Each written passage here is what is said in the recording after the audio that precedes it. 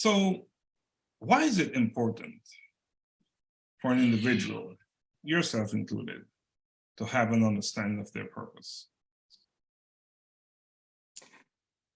Well, I think that's part of our reason for being here. I think we are here on earth for a purpose. I think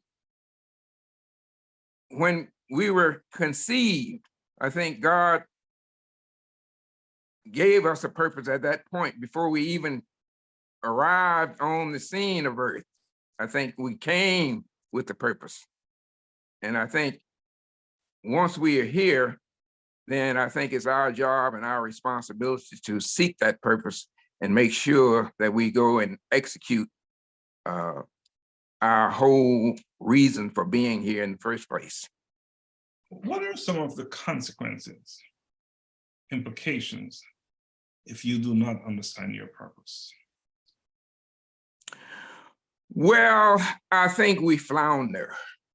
I think once we don't know our reason for being here, I think we just flounder with no specific direction. We just get up and do whatever comes to us at that time. And I think that may not be what God intended for us.